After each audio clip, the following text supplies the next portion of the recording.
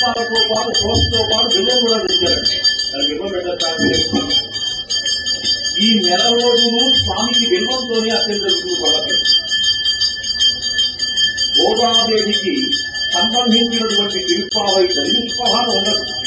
ఈ నెల రోజు ధనుమాసంలో బిల్వదళములతో అత్యం జరుగుతుంది. దాంట్లో విష్ణుమారేడు శివమారేడు ఏదైనా సరే. అందువల్ల బిల్వదళార్చన మా దేవాలయంలో ఎటువంటి లోటు లేకుండా పాలకవర్గం వారు అన్ని రకాలుగా ఇది వేరు వర్గాలకు వీలు లేకుండా బ్రహ్మాండంగా చేశారు. ఇదేనండి మనకి ఉండి లేకుండా చేయకూడదు, లేక ఉన్నట్టుగా చేయకూడదు. ఎట్లా ఉంటే అట్లా చెయ్యాలి. అందువల్ల మీ కష్టాలు ఉన్నంత వరకు మన స్వామికి ఎటువంటి లోటు లేదు. పారిజాత పుష్పం చూడండి. పారిజాతం అంటే మహా ఇస్తారు. ఎప్పుడైతే నవరాత్రుల సంహారం జరిగి ఆ విష్ణుమూర్తి అక్కడ వచ్చేటప్పుడు పారిజాతంలో బ్రహ్మని దశభామాది చిన్నభాది కదండి. అవంటే మహా ఇష్టం. అందులో పట్టుదల కలిగించాడు. అందువల్ల ఆయన ఏం చేశాడు, పారిజాత వృక్షం ఇవ్వడానికి వెళ్తే దేవేంద్రుడు పెట్టుకోండి. అప్పటి వరకు అతని కోసమే యుద్ధం చేసింది.